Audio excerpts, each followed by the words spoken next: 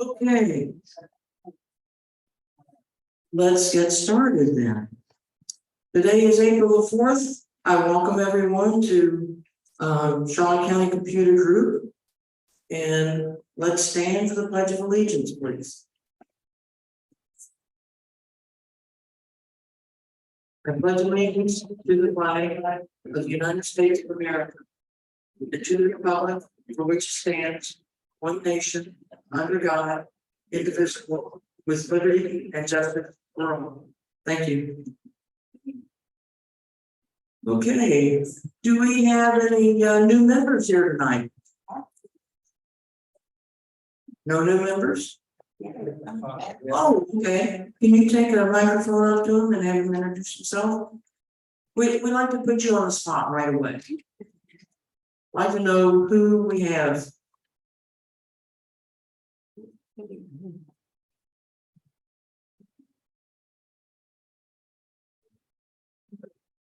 Hi, I'm Karen Augustine.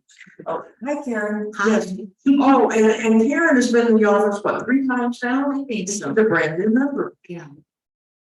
Yeah. Thank you. And I'll be there again. Yes. She's already scheduled another meeting, so she'll be in again. Over here.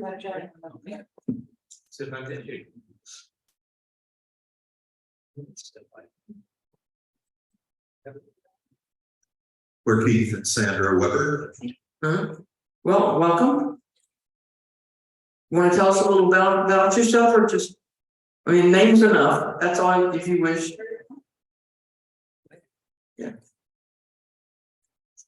Are you snowbirds, or are you here all year round? We are Florida residents. Since 2 years ago, we snowbirded for about 10 years. Mm-hmm. We're here in Florida this day. Good. Glad to have you.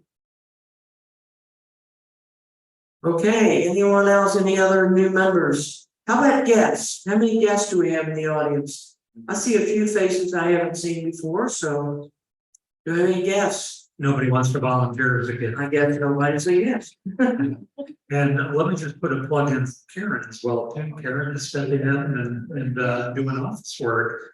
By the way, if anybody else would like to volunteer, Oh, yes, we yeah, have we're- another new member, and she actually is another, she has an office right across the hall from us, so, Hi,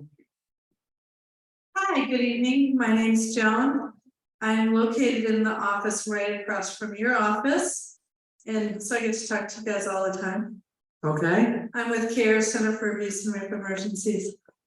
Yes, and they also are instrumental in some of our computers that are refurbished go to them. So they are one of the other charitable organizations that we support. And I hope that when they have computers that they have outlived and that they want to donate, they'll come across the hall to us and we can refurbish those and offer them to our members. Okay. Okay. Okay. Any other guests? Members? No? Okay. Well, now wait a minute. I see another face over here. Can't remember your name though. Oh, shoot. You've only been a member for a couple of months. Why don't you introduce yourself? My name is Luis Jean Baptiste. I'm living in Port Charlotte, so I'm glad to meet you there. Okay, and he has come to a couple of our classes. Our classes again are free. So look on the calendar. If there's something that interests you, please come to our classes. Go online, check the calendar and sign up for the classes. I send out a notification for my class. My class is on the second Tuesday of every month, and it's kind of like this first hour was. It's kind of a catch as catch can. It is for any kind of question that you have, whether it's for your PC, it might be for your phone, might be for your TV, it might be for, if it's electronic, we'll at least try to figure it out. If we don't know the answer, we'll look it up or we'll find a way to find an answer for you. Okay, anyone else? Okay, then let's move on. Okay, some of these don't have the latest stat on it, but we have this year, so the first 3 months of the year, we have provided 66 service tickets. Now, these are computers that are left overnight for us to work on to maybe update the software. That's not upgrading. That doesn't mean we're going out and buying new software. We're just making sure that you don't have any viruses on your computer. We make sure that we may be doing backups if you don't know how to, or we'll show you how to. We may be, if you've purchased some additional memory and you want it installed on the computer, we can do that for you. But we're not going to go out and buy things for you, but we can certainly update your computer to the latest specs that it will accept. And we can make sure that what you have is running efficiently. So, and we do, virus and malware checks and that kind of thing. The walk-in support, we have had 64 people in the last 3 months that we have serviced through walk-in. So we have a pretty steady flow. We had 3 people today that I help.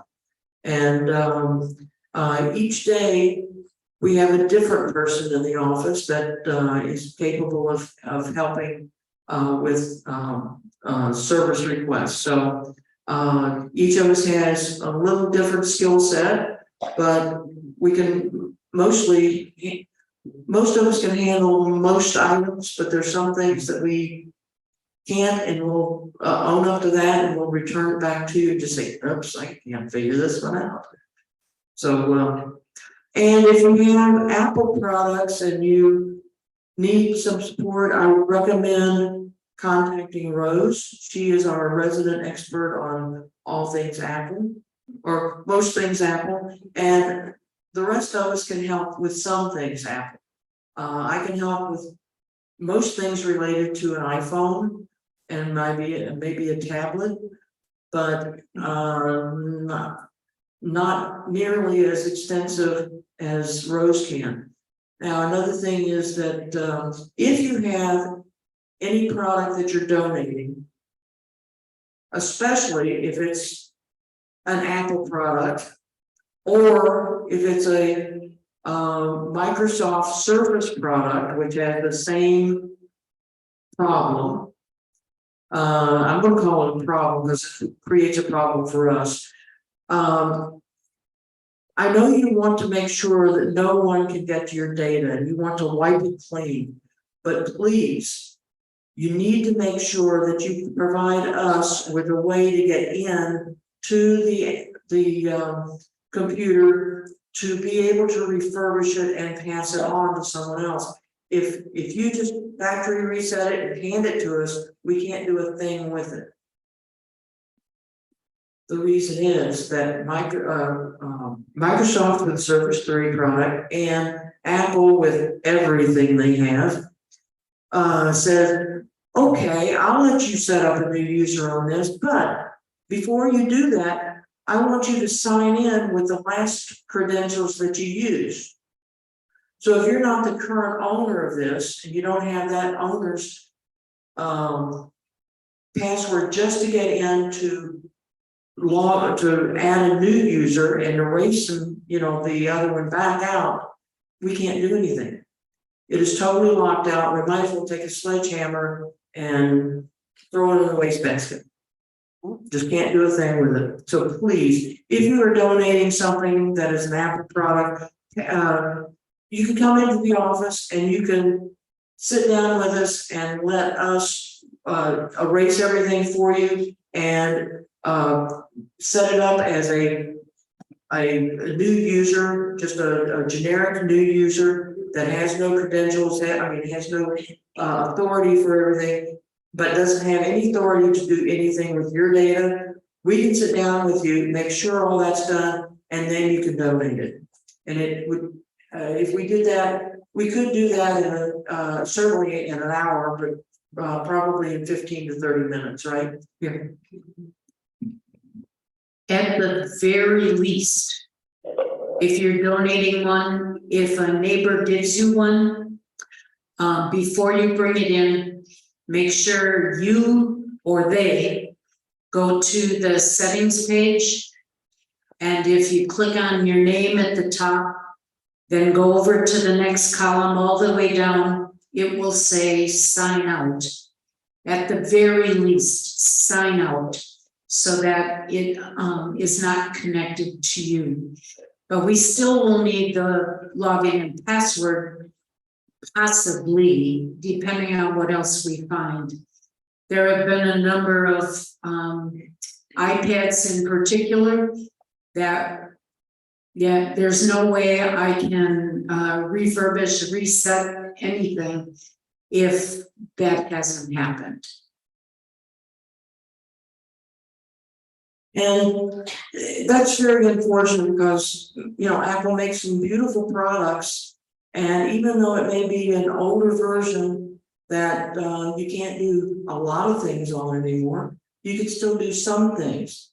And you can, you know, you can have a browser that you can browse the internet. You can add your email on there. You may not be able to get to the latest version of like the cloud library that you can check out ebooks from the local library here. But if something comes in from, okay, if Rose sends a product in, says, well, I'm not going to be using this again, and we want to refurbish it, and she gives us at least the opportunity to reset everything, including the login, so we can now put my login in. As long as I have ever been, as long as I have downloaded that product to a different device, I can now use that and download it to this device, even if it's an older version. So, but the only way I could do that is if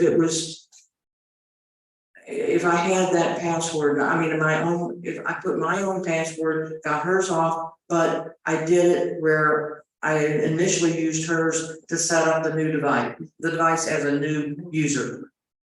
Wow, that's a lot of words. Refurbished computers. We have completed 76 computers and we've delivered 62 so far this year.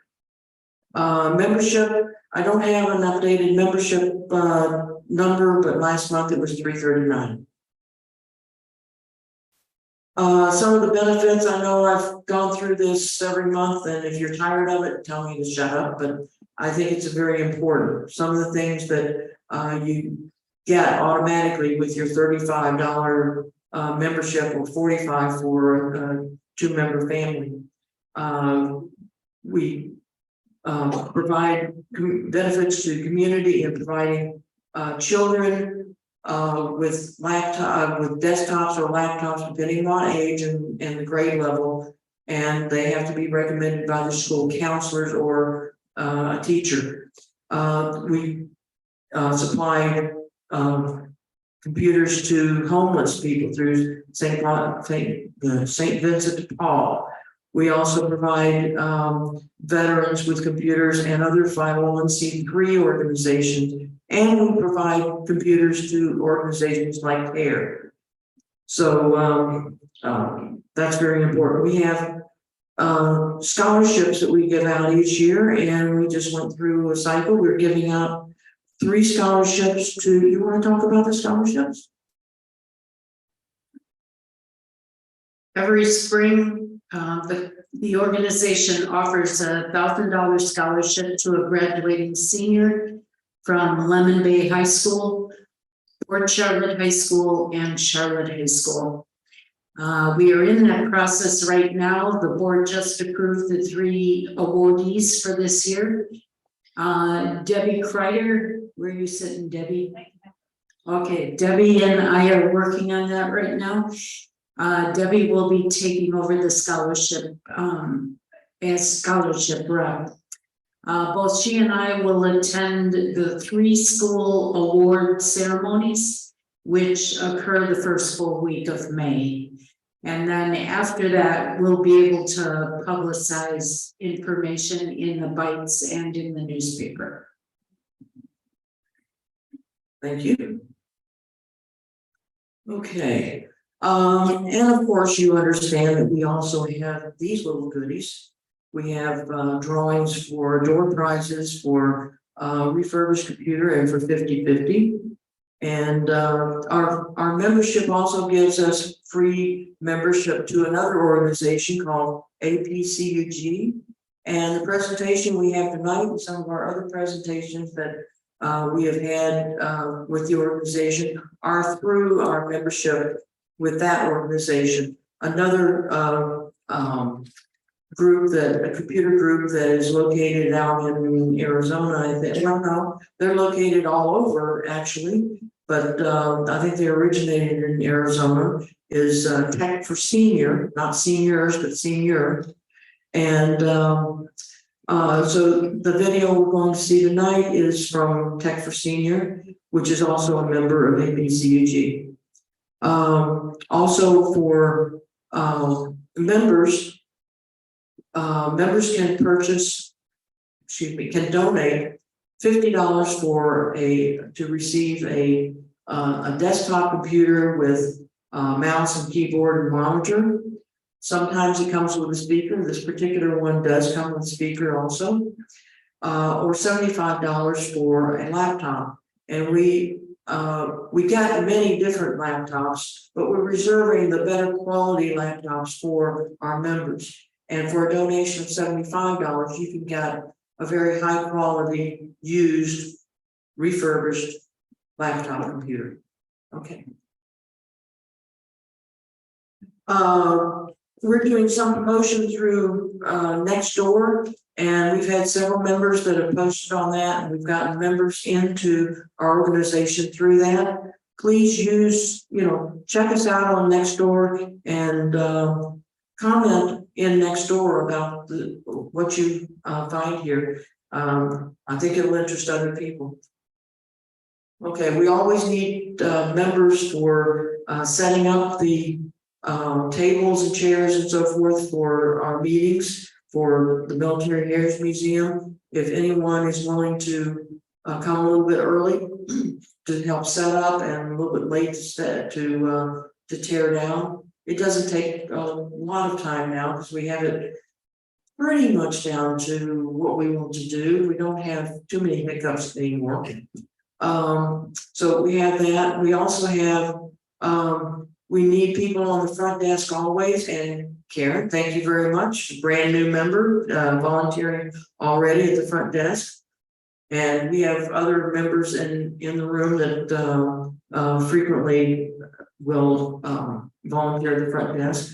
We need in-office technical support. So if you have any technical skills that can help others learn how to use their computer, how to do virus checks, how to back up their computer. Most of the things that we do are not real complex tasks, but we do need help to have people in the office who can help others learn how to use their computers. Some of it is, how do you access a particular application? How do you use a particular application? How do you set up your preferences so that the computer is easier for you to use? Remember, a computer is only a tool. It's not something that everybody out of the box uses exactly the same way. Okay, computer refurbishing, tear down. We need people in the back room to help break down old computers, determine what is usable, what is not usable. Anything that's not usable, we find a new home at the dump. I guess the refuge center for those. So we do have a lot of salvage also. And one of our critical needs is for people who have expertise that can act as instructors or presenters. Mark is an instructor. Rose is an instructor. I'm an instructor. Lydia is an instructor. And George is an instructor. And who else do we have as instructors? Occasionally Fran has been. Fran has done one-on-one instructing in the office, and that's kind of what our technical support ends up being sometimes, is just show me how to get on the computer, show me how to get to this particular application, or how to back something up and find my data. So if you have any of those skills or know someone who does, please pass the word along. Okay, next month we are going to start Zooming meetings again. So if you're heading north, you will be able to sign, or you'll be able to click on a link on our webpage and get in to see the meeting. This is for people, you know, everyone can't be at the auditorium all the time, so we're offering another method of another means of getting into the meeting. If you can't make it, we really prefer that you can come into our meeting. Okay, George, you're up. This is our favorite of the month.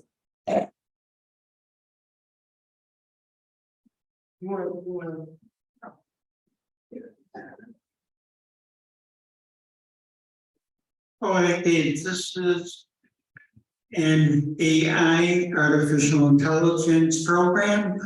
If you go to our website and look at our monthly favorites, link for it is right there. And there is a list of instructions for it. What you can do is you can turn text into speech. And they give you about 300 different speech types. Everything from Daffy Duck to John Wayne. And even in between. And you just text it in, and artificial intelligence will make it a voice where you can copy that and attach it to an email and leave a text message for them. I know some of you have used the speech to text options that you have for composing a document in Word or online or whatever, or even on your phone to send a text message. This is the same thing, but the other direction. This actually takes the text and will read it for you. So you could have an article, maybe find an article online that you want to have read to you. You can do that with UberDuck. And like George said, you can select the voice you want to hear it from. You might want Marilyn Monroe to speak to you. You might want John Wayne to speak to you. You know, Daffy Duck. So any voice that you choose, and there's a free version, and there's also there are also paid versions. And if you look at the boxes up here, it tells you all the different things you can do. You're not limited just to text to speech. They also have ways to adjust that audio, to customize the voices, and also you can prepare a question and answer series of you ask a question and it may answer you. So it would use something like ChatGTP, which is another AI tool, to be able to do that. And next month, Gary, is it next month we're going to try doing that? Talking about ChatGTP and just what it is? Next month, yeah. Okay, so next month, that should be an exciting month. There's a product called ChatGTP. It's an artificial intelligence tool. And there's some really, really good things about it, and there are some scary things about it. But it's just like any new technology, you have some good and bad.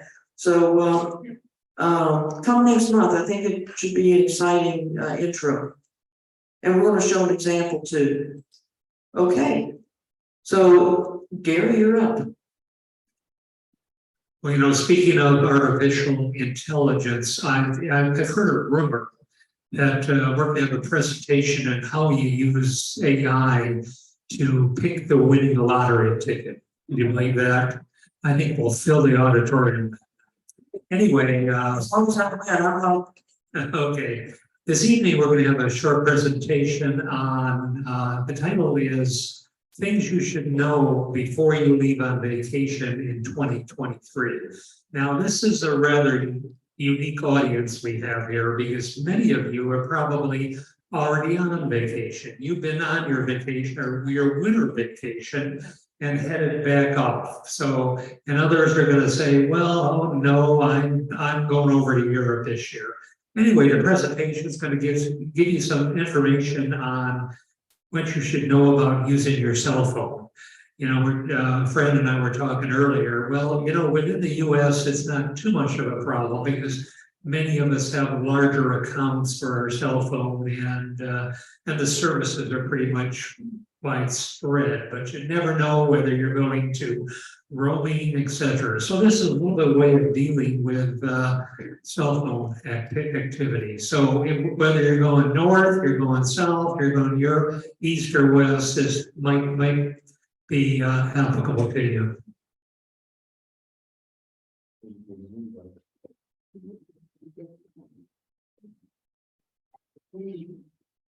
Here, snow is coming. The snowbirds are eating for greener pastures. Where is some warm? Yes.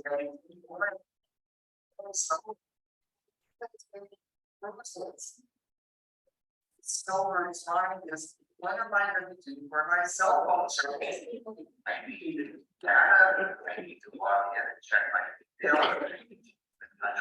My name. So there's roaming charges.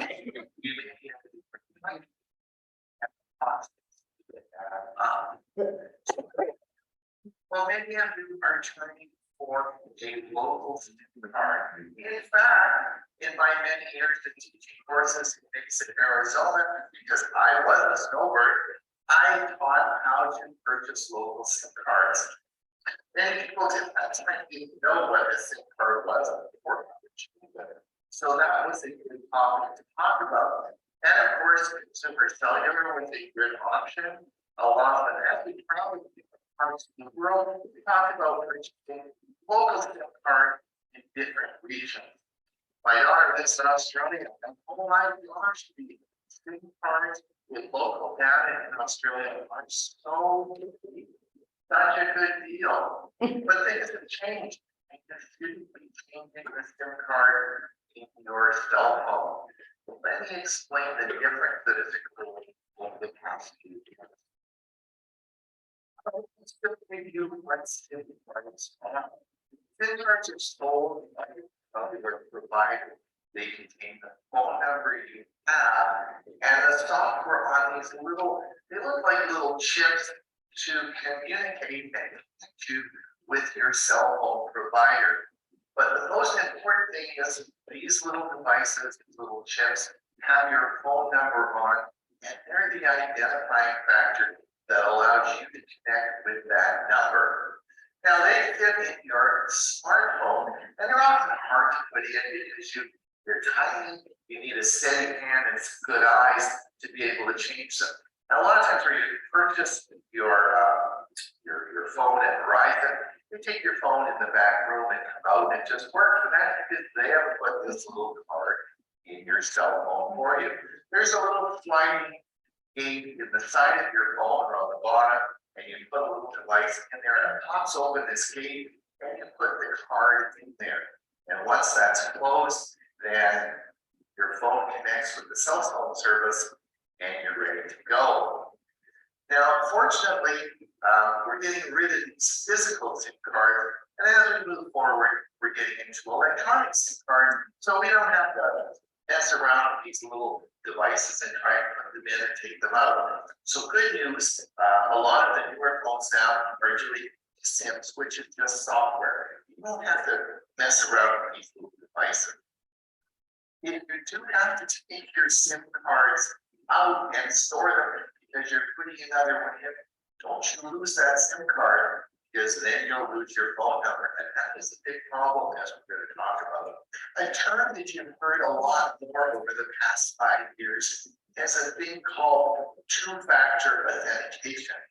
Now, Bob and I at Tinkercell have been talking about this for a very long time. But we have a long way to go because it's estimated that less than 20% of people still have two-factor authentication turned on. Well, Google last year finally bit the bullet and said that's it, and we're turning two-factor authentication on for everyone. Doesn't matter who you are, it's turned on. Now, you may not know what two-factor authentication is, you may find that word confusing, but you probably understand the concept of getting a text message with a security code that you have to put in before you log into a website. And that website could be your bank, your health care provider, or a securities exchange. So you understand that concept, and that really, folks, is what we're talking about, is two-factor authentication. So the messages, so you're going to go log into a website. The website is going to say, okay, we're going to send you a verification code, and we're going to send it to your phone number. This is called an SMS text message, and it is identifying your phone and is sending a text message directly to your phone over the SMS system. So this means that you'll get a code in your text, and it will put that into your website and you go and log on. Folks, that's two-factor authentication. That's exactly what we're talking about. Okay, just a minute now. If you've changed your SIM card and you have a different phone number, what's going to happen? Yes, big problem, right? So I'm in my home in Fox, British Columbia. I am in my studio. I am using the same computer I always use, and I'm going to log into my page. What do? I click log in. I click the little button to log me in, and LastPass auto bills, and bingo, I can get my bank account. I do whatever I want. Close out. If I want to come back in 5 minutes, just click the button and auto logs me in. Real simple, right?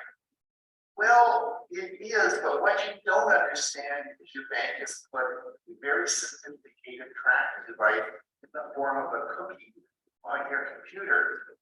And behind the scenes, it knows if Ron logs in on this computer at this site using LastPass, it's got to be Ron. So they're pretty easy about letting me get into my account on this computer at this site at this time. So Ron now goes to Mesa, Arizona. I take and I head down there, and I'm going to be a snowbird in Mesa, Arizona. I go to log in even on my same computer, but I'm not in the same site. So the bank for sure is going to challenge me on this. And guess what? They're going to want to send me a security code to my phone as a text message. Well, if I just purchased a new SIM card from Consumer Cellular and put it in and my phone number is changed, well, where is that text message going to go? You're going to have a big problem logging your secure sites. This has all changed over the past 5 years as more and more companies around the world now all employ some form of two-factor authentication, which is a verification of who you are. So you must understand that the SIM card in your cell phone is an identifying factor for you. It's your personal fingerprint. It is how systems know that you are yourself. And if you change that to a different phone number, then you're changing your identity. So you have to be very careful with this. 10 years ago, it didn't matter. We didn't have two-factor authentication or systems in place. But this is all changed now, and it's all related to that security and your phone number. Okay, so I understand the problem. If you look back many years ago, we all bought cell phones and we started to travel. And oh my gosh, we got caught. We learned all about roaming fees. We learned about long distance fees. And when we came back from our holidays, we said, oh my God, what happened? So we then looked at different ways of protecting ourselves to keep our phone rates down when we travel. And this brought us into a new era where we could purchase local SIM cards. And if you travel to Europe, you would find SIM cards at airports, vending machines. You can buy them on street vendors if you're walking down the street. Of course, they're common in the United States. And even in Australia, when you got there, SIM cards were extremely cheap, particularly for local data. This was great and was a good way of ensuring that we didn't get caught up in those expensive roaming card charges and long distance fees. But we've now moved into a different piece of our life and things have changed. So cell phone providers have actually changed as well. What you need to do is revisit this with your cell phone provider because they all have add-on packages. They have different types of services for you so that if you are, let's say in Canada and you're going down to Mesa for 4 months, you can get a top-up package that gives you no roaming charges, free, well, I'm not going to say free, but included in the package, calling throughout the United States unlimited, and that's all included in about the same price as you would pay to purchase a SIM card in the United States. It also works if you're in the United States and you're going from the northern state to the southern state, or maybe you're taking a cruise. All your cell phone providers, including Verizon, Mobile, AT&T, all have add-on packages you can add to existing plans that will bring your cost way down. This was not the case 5 or 6 years ago. These were very expensive, but now they're very affordable as we move into this new security time in our lives. Now, I know that we all try to get the cheapest cell phone plans we can. Who wants to pay the cell phone companies a large amount of money each month? So we all look for discounted plans and plans that will save us money. But if you are a traveler, and you are going to be traveling, oftentimes the cheaper plans that you have, the add-on costs are more expensive. So you may look at more traditional plans that Mobile, Verizon, or AT&T have, depending on how much you're going to travel and what the cost of the add-on plans are. For most people, I feel that adding on an add-on plan to your existing phone number is the way to go, and certainly allows you to keep your own phone number.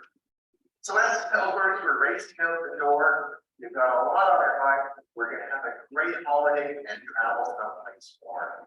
Please, before you leave, include in your travel plans a strategy for your cell phone.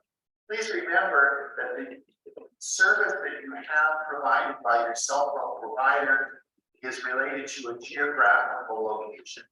If you go outside that location, travel beyond the scope of their cell phone towers, you may be faced with roaming charges or long distance charges or both.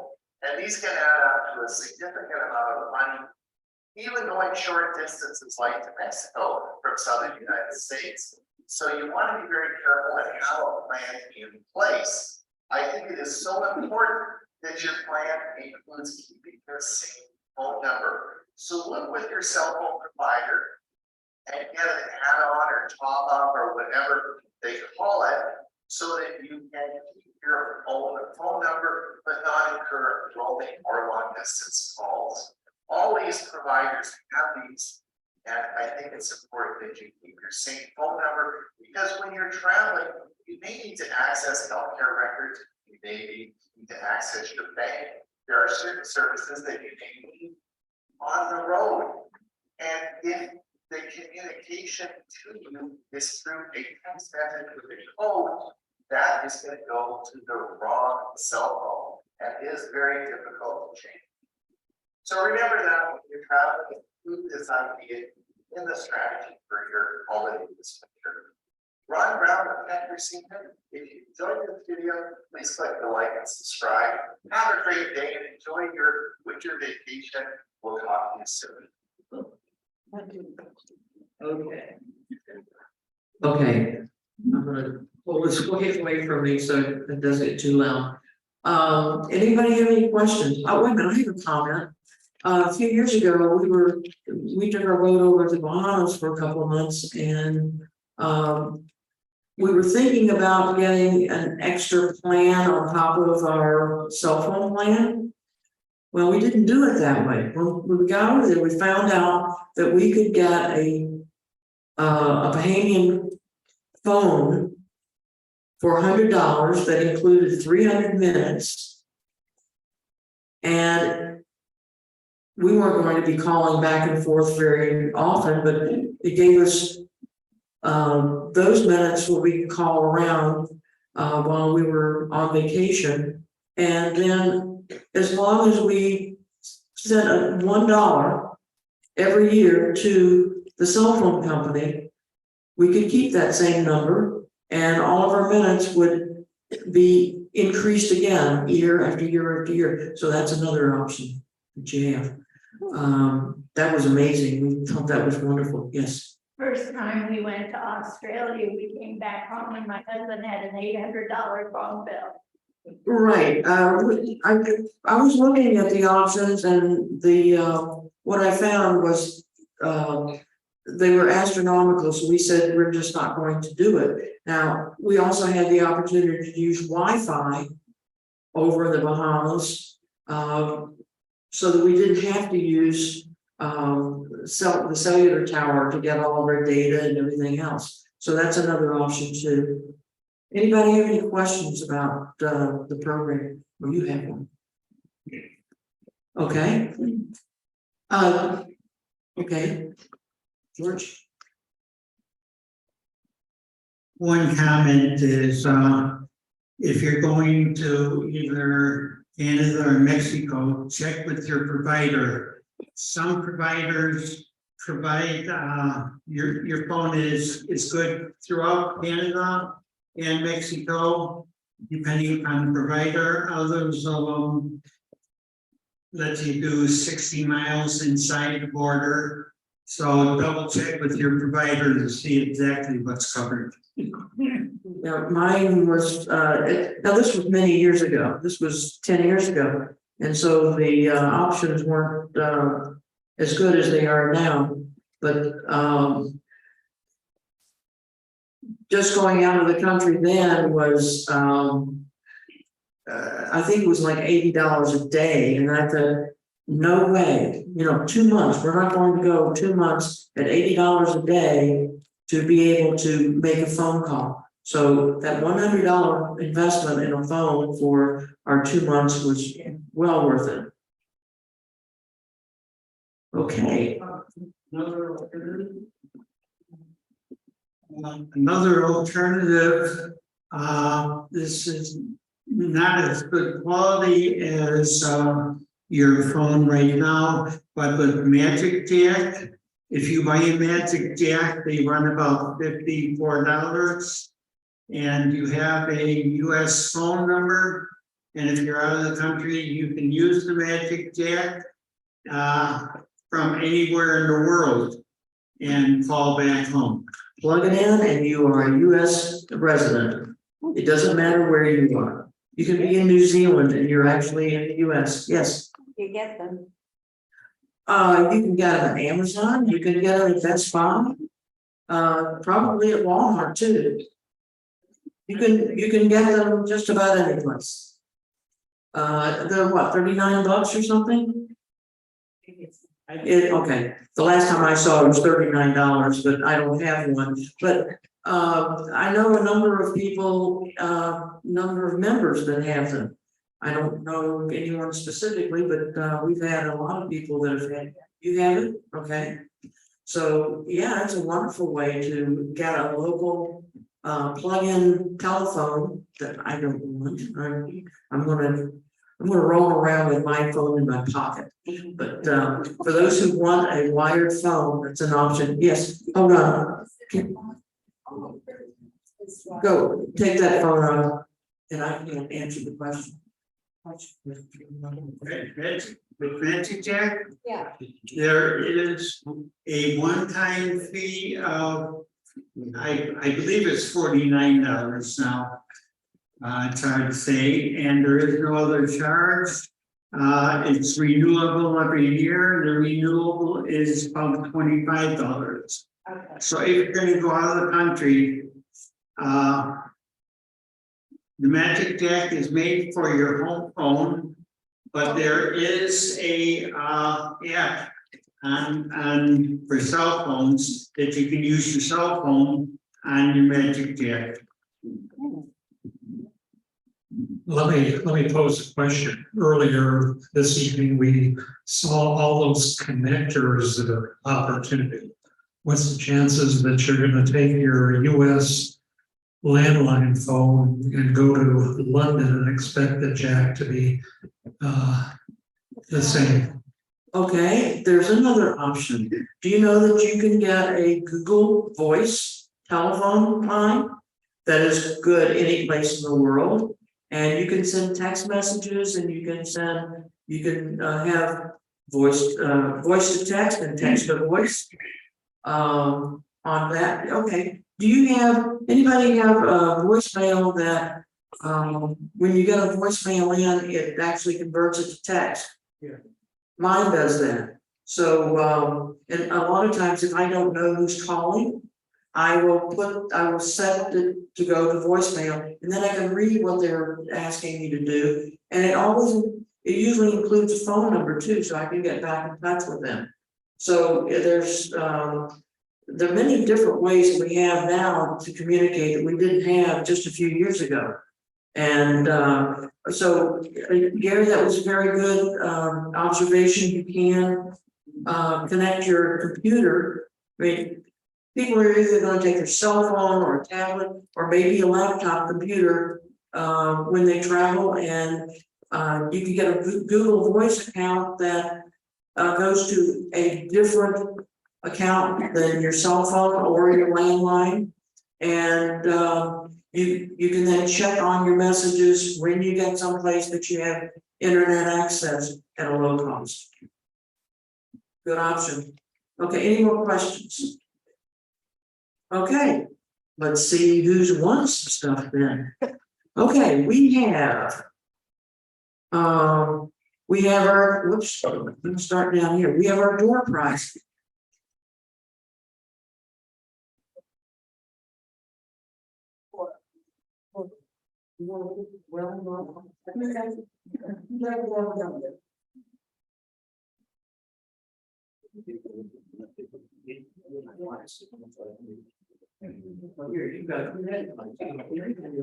Okay, the last three, that's probably enough. 422. 422. Red ticket 422. There we go. Okay. If he doesn't come on down, we'll get a little snake and we'll take a look.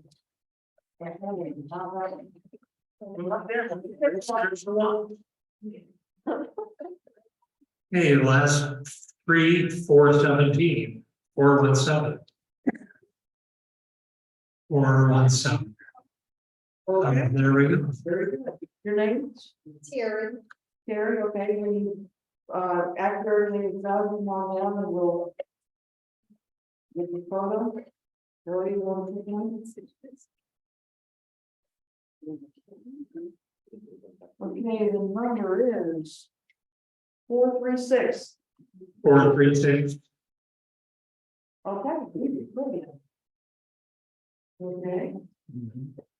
That's three. That's 33. That's three. That's already three. We have, That's already three. Correct.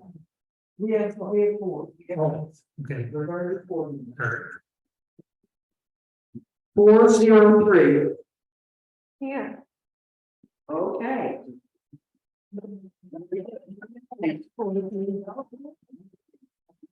Your name, please? Carol. Oh, Carol, sorry. Carol, okay, come on down after the meeting and, we'll take the picture and then your card. Okay, 50/50, we have $33, is that right? Yes.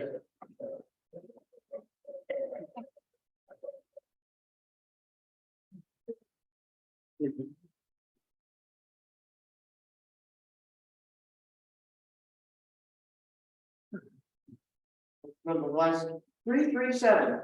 337. Okay, okay, very good. A winner tonight. I'm sorry, what? I said she's buying coffee tomorrow. Okay. And it was. Computer drawing. Who did not pick up the ticket for the computer drawing? Okay.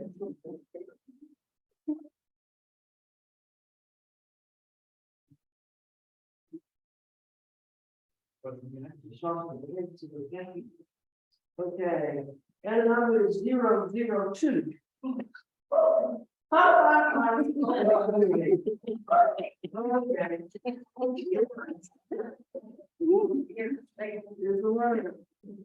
Okay, I thank you very much, and those who won, come on down and come on down, and we will give you your prize. Our next meeting. Our next meeting is May 2nd. Thank you.